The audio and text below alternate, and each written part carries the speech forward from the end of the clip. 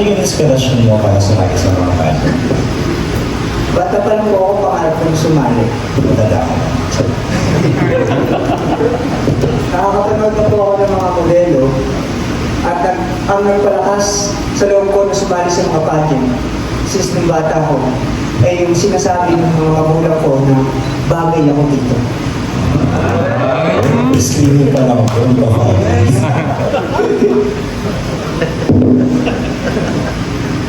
Joshua, kung bibigyan ka ng pagkakataon na sumala sa international competition, so sa tingin mo, anong mga paghahanda ang gagawin mo?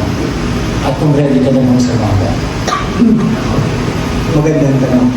Isa lang sa mga bagay na dapat kong pagandaan pala, kutis, ngipin, at sa pagsagot na naaayon sa mga tanong na gusto nila. At ang paghahanda ko sa pinaka-the best ay yung pananamit at pakikisama sa mga taong nanonood sa akin. Media choice award.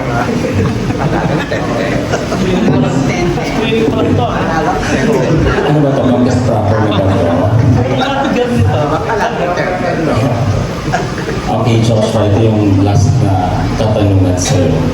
Ano ang iyong kahangahangang katangian na maaaring gayahin ng iyong mga kapwa-kandidato? Na pwede ipaglaban din sa akin. Na pwede nilang gayahin ang pagbuo ng katawan at pagsagot sa mga pageant, lalo-lalo na po ang pagrampa ko. Na pwede nilang gayahin at gamitin para manalo at sa mga susunod pa na pageant ay magamit pa ng mga susunod na henerasyon.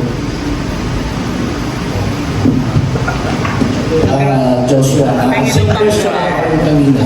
Okay. Kung pala ka sa tatlong title, okay, are you willing na galing ka lang sa national council? Yes po, isa po yun sa mga hakbang na pangarap ko ang makatugtong ng mga national pageant. Para gamitin yun sa charity, kahit sa tayo magpunta at parang yun ito invite or kung palarin ka maging ambassador ng Box Zero, kaya di ba i-promote ang Box Zero? Yes po, kung mananalo ko bilang king of Mr. Laksa or Mr. Bar Zero, kung papalarin ako, kaya ko pong gampanan ang anumang commitment dahil ito'y nilagay sa akin, dahil ito'y bagay sa akin. Bagay.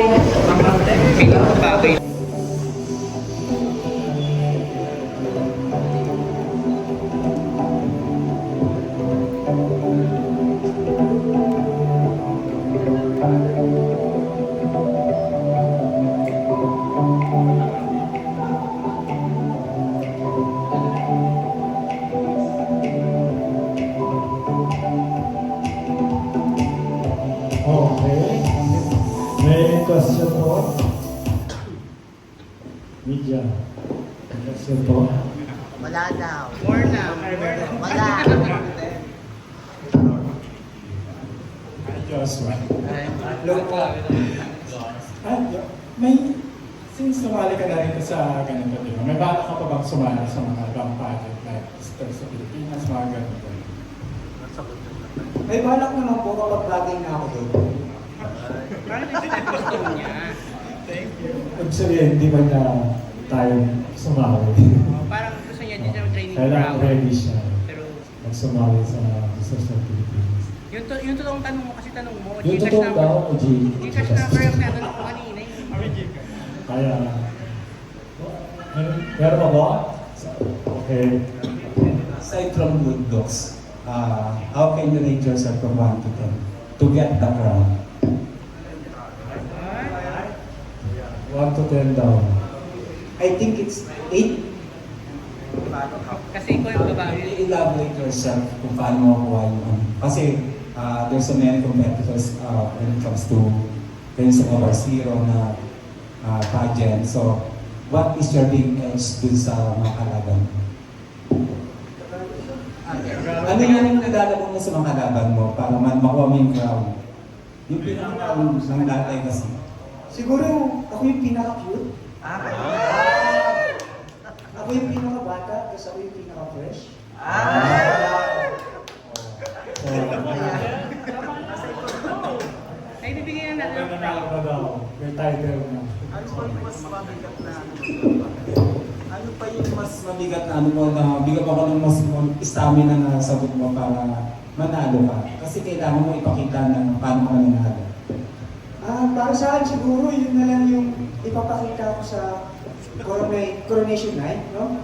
Kasi kung sasabihin ko na, wala na kayo maabang. May sabuhan. So, hi, hello. Ang pangalan ko ay Marco Manuel.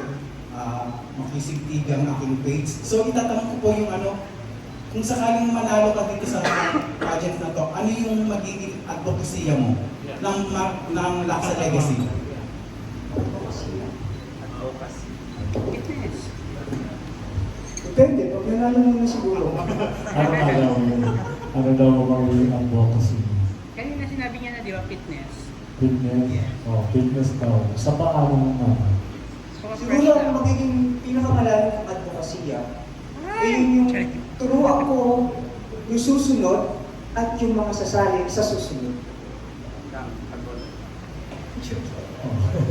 Follow-up? Meron ba? Sa ating mga interview, wala na. Kayo, sir. Meron ba? Kayo, sir. Busy. Busy si sir. Tanong naman daw. Kahit daw kayo Okay na, wala nang tanong? Okay.